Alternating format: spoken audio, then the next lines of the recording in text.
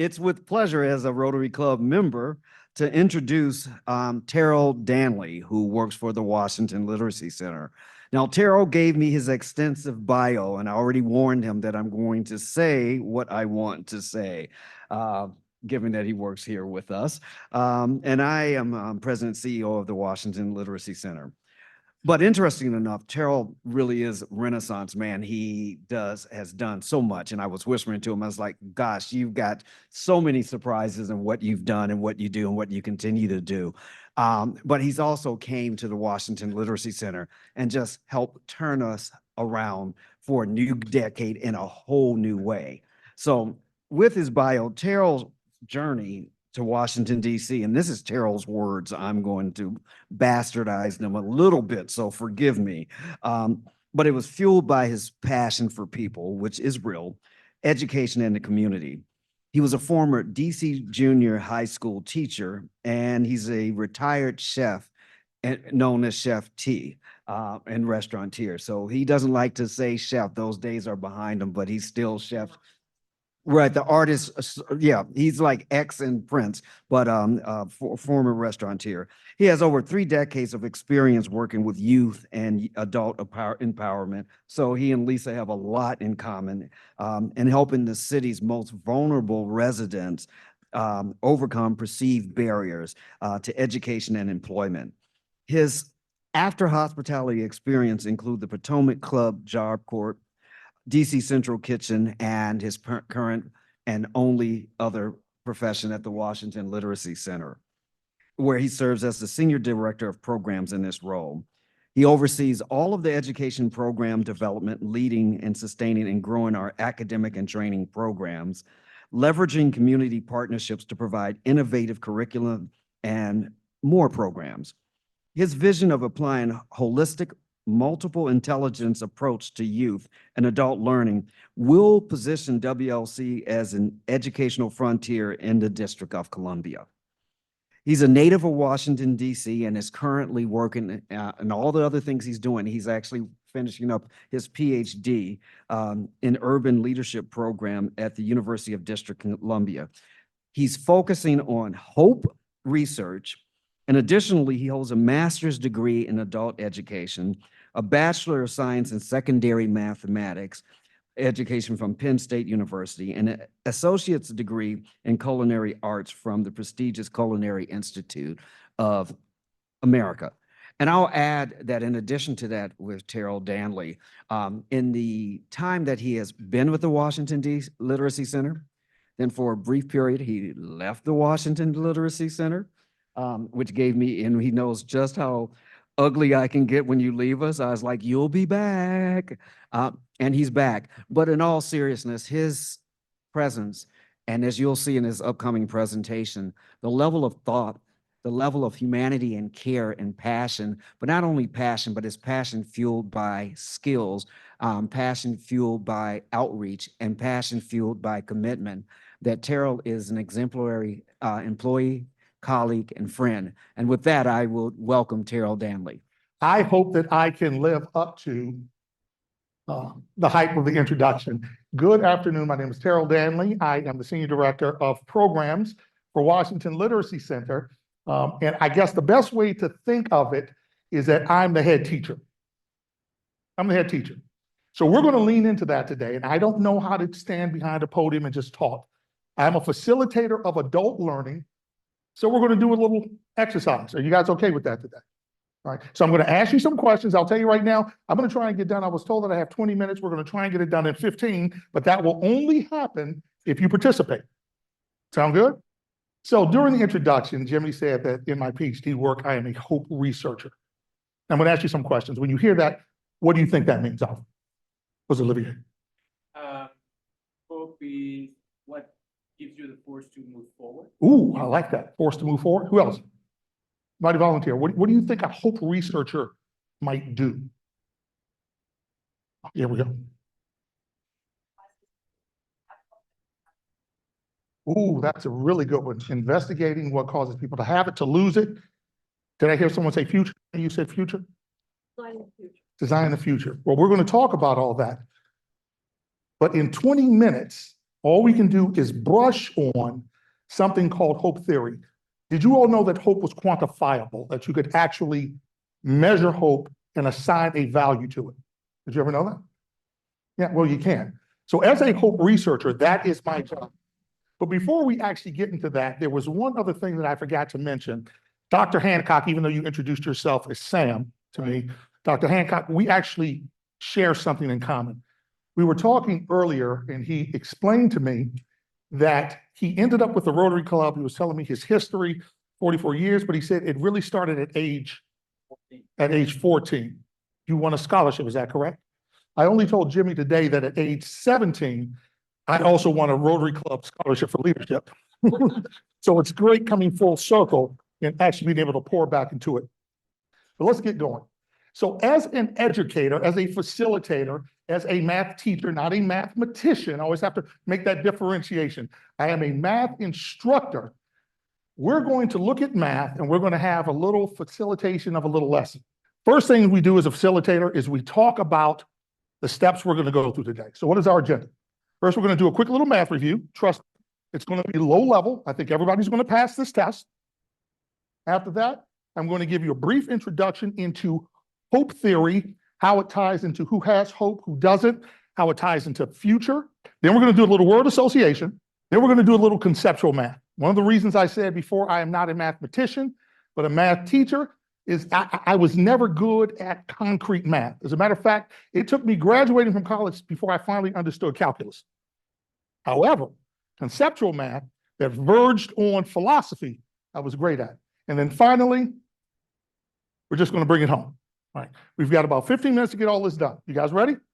Let's go. Quick math review. Who remembers what an integer is? What is it? What's an integer? A whole number that we usually assign a value to, either positive or, there you go, shout it out if you know it, or negative. So we're going to do a quick little review to see how much you remember about integers and the multiplication of integers. You guys ready? Here we go. First, who remembers what happens when you multiply a positive integer times a positive integer? You end up with a what? Positive. Now, I don't care how old you get, we all like to be validated. We all like gold stars. So you guys got your yellow check. You got it right. All right, we're off to a good start. Positive times a positive equals a positive. Negative times a negative. What do you end up with? Negative. Uh-oh, we're split here. Keep going. Negative, keep going. Oh, sorry, positive times a negative equals? Negative. It's a negative. Oh, there we go. You guys got a thumbs up. All right. It's a negative. Let's go again. This time's a negative times a positive. It's a negative. Let's hit it again. Negative. Let's see what we get. The B spins. All right, that was my favorite part. Okay. So we know a positive times a positive equals a positive. Positive times a negative is a negative. Negative times a positive is a negative. What's left? Negative times a negative. Let's go. Let's see what we end up with. Negative times a negative equals a positive. There we go. Let's see what we end up with. Ooh, we've got a spinny star. All right. We have now laid the foundation for the discussion we're going to have around hope. Right? So hope as a theory, I hope individuals operationalize 3 types of thinking behaviors. This is speaking to futures. This is speaking to hope versus hopelessness. I hope individuals who I believe are represented here start with what we call goals thinking. Goals thinking means it's a consistent emphasis on focused goals for the future, right? That's where it starts. That's the first component of hope as a theory. Second way of thinking is what we call pathways thinking. Pathways thinking is a belief in one's capacity to generate routes toward accomplishing or achieving those goals. As we say this, I see some folks shaking your head. I want you to think about yourself. You're in this room more than likely because you established goals. You set goals for yourself. You were able to chart pathways to get here, even toward Rotary Club membership. Right? The third component of hope as a theory is agency. Agency, the belief in one's capacity to initiate and sustain that action. So first, it's goals thinking, the ability to actually think about goals. Number 2, actually being able to visualize or chart a pathway to achieve those goals. Third, agency, The belief that, guess what, I can actually affect that change in my life. I can affect that goal. How many folks are familiar with Maslow's hierarchy of needs? Kind of, sort of. Oh, it's up there. It's not that deep. But at the bottom, we realize that in order for folks to become self-actualized at the top, they must first have all of their physiological needs taken care of. They must have all their safety or security needs taken care of before they can ever think about getting to the higher levels of love and belonging, self-esteem, self-actualization. But that's exactly where hope resides.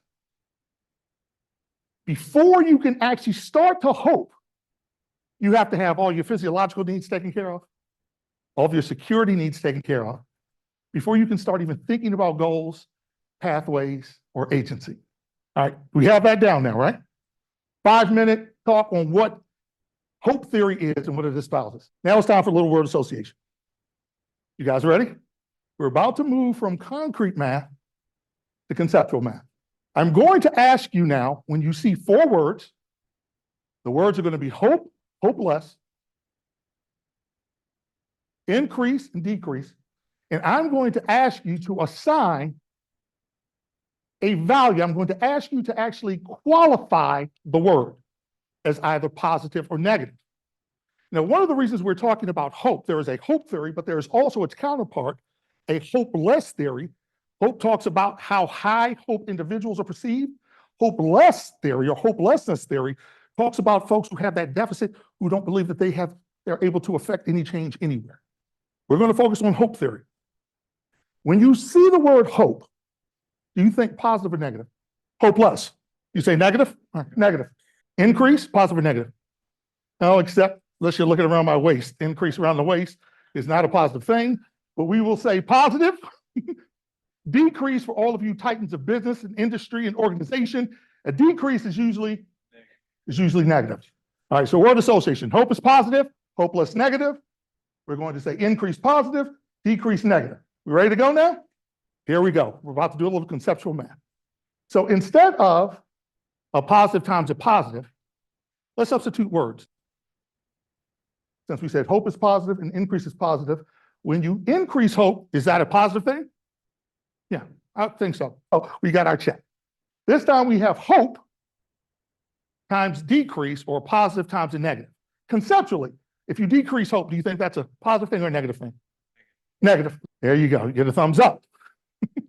Hopeless, which is negative, times increase, which is positive. So if you increase hopelessness, is that a good thing or a bad thing? That's negative. Let's give it a shot. Boom. And last, let's look at 2 negative things. Hopeless, which is negative, times decrease. Now listen to this. This is the tricky one. If you decrease hopelessness, is that a good thing? Yeah, let's get it. Positive. Huh? Let's stop there for a second. There are 2 things that we looked at conceptually that will give us a positive outcome. Increasing hope was positive. That's a positive times a positive was positive. Or decreasing hopelessness. Think about that for a second. We can either increase hope or decrease hopelessness. They're both positive. But which one just feels right to you? I hear increase hope. Increase hope. You don't have to follow the crowd. You say decrease, decrease. Either one is a positive thing. Whether we increase hope in individuals or we decrease hopelessness, they are both good things. However, from an educational model, from the model that we use when we work with our communities, when we work with adults who may have experienced barriers, one of them we consider to be an asset-based model, the other a deficit-based model. Increasing hope. We already started by saying hope theory is based on individuals with high hope versus hopelessness, which I told you is for folks who, guess what, they don't see any hope. So either we can decrease that feeling of being weighted down or we can increase that positive feeling of hope. At the Washington Literacy Center, in the work we do, we always come from an asset-based model. When our adults walk in who say, look, I don't know how to read. I finally got my finances together. finally got my life together, and I can dedicate the rest of my life to learning. They walk in with hope. They were hopeless at one point. From a Maslowian perspective, they were able to take care of those basic needs. Now they are at a point in their life where they can focus on their self-worth, their growth, and they can experience hope. And that's our job. But it's not just the job of Washington Literacy Center. I heard some of the initiatives that you had. Which school is it that you guys? Stanton. What other organizations is the Rotary Club responsible for pouring hope into? Roosevelt. Where else? Check. Where else? The cemetery. There we go. Yeah, people. That's right. Walter Reed. Boys and Girls School. See, you are already in the business of being force multipliers of hope in the community. You are already looking at hope and trying to increase it. And at Washington Literacy Center, that's all we do. When they walk in and they say, look, very hopeful, we meet you where you are. And it says, when they come in, we don't just teach you how to read. We empower you as an adult learner. From an assets-based model, we focus on a whole bunch of assessments so that you can tap into your superpowers, we call them, all the strengths you have, Gardner's multiple intelligences, whether it's other assessments so that you can learn more about yourself, whether it's the Clifton strength, so that you can find out who you are and build on those strengths. We don't just teach math. We facilitate genuine learning opportunities that develop critical thinking so that individuals can not only work on their hope goals, but also those for their families and multiple generations. We don't just simply deposit knowledge, we walk with individuals. There's a saying by Christopher Reeves, better known as who? Superman, right? After he became paralyzed, it says, once you choose hope, anything is possible. Today's session isn't about talking so much about what we do at Washington Literacy Center, but as titans of industry organization leaders, the question I'm going to ask you is, and you don't have to answer it, this is just a personal question. What avenue are you taking to increase hope? Within your organization? Within your community? Within this organization? We can always go the route of decreasing hopelessness. We realize that's a positive thing too. Going in underserved areas and working with individuals with barriers, trying to decrease the conditions that they find themselves in, that's a positive thing. But pouring into people, finding out what their goals are, walking with them on their pathway, helping to self-empower them so they have that agency to believe that they can actually change the trajectory of their lives. How are you impacting them? I'm gonna leave it as a cliffhanger there. The work that we do in this room, in our communities, is important work. I believe that the Rotary Club exists to help work with this, to help walk with people, to help empower people. So if you remember nothing else today, just remember that hope times increase is positive. And what can I do to increase someone's hope? Thank you very much. Any questions? Yeah, in the bio, I think Jimmy forgot to say too, I'm probably the sweatiest individual you'll ever meet. So it's, usually I carry it on my shoulder like John Thompson, but keep it in my hands. Any questions about hope theory, outcomes? Yes, ma'am. Hope is very powerful. Yes. Hope is very powerful. Yes. But the most important thing is who is the teacher. Yeah. If there is no trust in the teacher, hope doesn't develop. Now, when you just said that, okay, did everyone hear the question or hear what you were saying? One of the things that we've learned, we're not going to get too deep or too technical. Who's ever heard the term pedagogy? Or pedagogy, right? But here goes the other word its partner, to your point, called andragogy. Have you ever heard of that before? Pedagogy, ped, refers to children. It's the practices, curriculum that we use to teach children. Andragogy, andra, man, is what we use when we work with adults and emerging adults. Folks who have agency or should have agency. Why is that important that I make that distinction? The word that you just said, teacher, is usually what we use for pedagogical models, where someone has to pour into a young person because they don't know. However, with adults, they come to us with experiences. They come to us when they're ready. They come to us when they are hopeful. And our job is not to pour into them, but to facilitate and walk with them. There's a saying that you might think that this is very extreme, especially when we're working with disconnected emerging adults. That's what I call 18 to 24-year-olds who are out of school or unemployed, that they grasp really quickly. And the statement is, I'm not your teacher. Whether you decide to climb a mountain or jump off a cliff, remember, these are your steps. I'm here to walk with you. I'm here to help you question your thought, to question your decision-making, but ultimately, you have to make the choice. So you're right.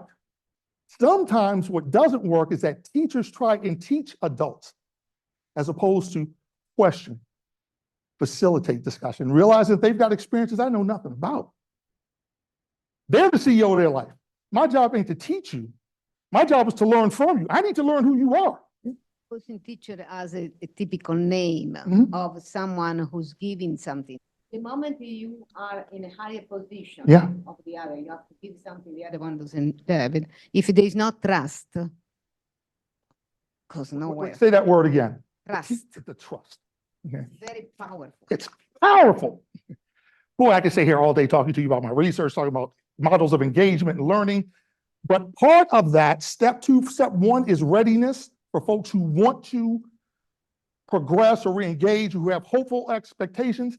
The second part is engagement that's connected to that word trust. If there's no trust, we can't walk together. So our Rotary International theme for the year is create hope in the world. Yes, it is. And for you to explain, not explain, but for you to break it down into that sort of equation, it means a lot because it gives it actually more meaning. All right, we have a question here. So what is the healthy and logical limit for hope? Because I mean, if you are going to go kind of like Pollyanna, excessively optimistic, from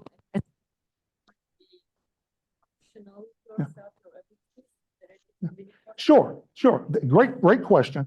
And it goes to that first component, the apex of that triangle that we showed, which are goals. And I think we all, I'm hoping everyone here understands the difference between a goal and a dream.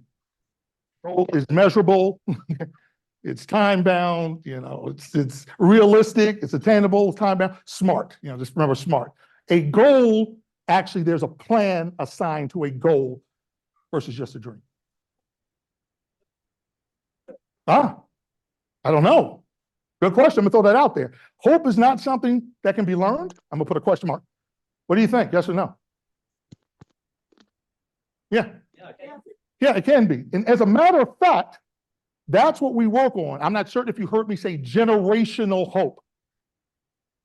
One of the things we know from our research with reading is that a child's likelihood of being literate or being an above third grade reader at any point in their life is based on the parent, particularly the mother's ability to read. That's a fact. I believe, in my research, that the same thing applies to hope. That it can be transferred generationally, and yes, it can be learned, as with any other behavior. But let's look at what we talked about. Can you be taught how to make goals? Sure you can. Can you be coached through pathways, critical thinking? Yes. That last one, agency. That's the tough one. How do we empower folks that they have the belief that they control their future, they control their destiny, they control their outcomes, that they have the ability to dream, to make goals? How do we coach them through that? That's a tough one. Yeah. Questions? Comment. Did you, have you ever heard of Project Hope, Health Opportunities for People Everywhere? I've heard of Project Hope, but what is it? I've heard of it. It's the good ship Hope. It goes around the world and Mm. provides, state-of-the-art medical assistance for persons in areas of the world where that kind of medical assistance is not around. So I mean, apropos of nothing. I mean, your It is appropriate to stuff. presentation was great on, I crossed the boundary, to cross the Rubicon. Hope. I didn't know if you'd ever heard of the No, project. Hope. I had, and thank you for reminding me in what context. Right. Yeah. I'm here at the present. Let's go there, and then I want to hear the other context. Yeah. There's a question on Zoom. Certainly. What's the question? Oh, now I've got to put my glasses on. It says, I wonder what the proportion of the adult learners in DC are English language natives and non-native speakers. Wow, that's a great question. Guess what? We have some of those statistics. I just don't have them with me right now. Later on, I know Jimmy is a master at that, but I will tell you yesterday, we attended, and this is with respect to literacy. We actually attended what's called an all-in conference at American University on adult literacy, co-sponsored by the Barbara Bush Foundation on family literacy and education. Thank you. And we'll send, while I'm there, I'm sending Jimmy statistics, the most recent statistics through PIAC, who curates all the data on learning. And to your question, believe it or not, as we look at literacy, as we look at certain elements of hope, believe it or not, non-native English speakers score higher than African Americans. Wow. The most recent data even says that once they learn to read, they are actually reading as a group in the DMV area. We're not just talking about Washington. They actually read at a higher level. At some point, we will be doing the research to correlate those reading scores with the amount of hope, quantified hope in individuals too. So this is an interesting topic. It's, thinking about it in terms of literacy. One of my most recent clients is a school that is teaching financial literacy in elementary school. So they've got kids investing in stock, which is crazy. I read a 3rd grade essay on NVIDIA the other day. What? So as of recently, I've become a full-time entrepreneur. I think we all know entrepreneurship it's a roller coaster ride. And everybody throughout their lives deals with things that can be traumatic, things that can be challenging, things that can challenge the hope that you have. Is there any research around the maintaining hope at some steady level as life sends you through the ringer? The answer to that question, to the best of my knowledge, during the extensive literature review that I've undergone over the last year and a half, is no. Most hope research and hope theory has been used in the psychological realm. It's actually a subcategory of what's called positive psychology.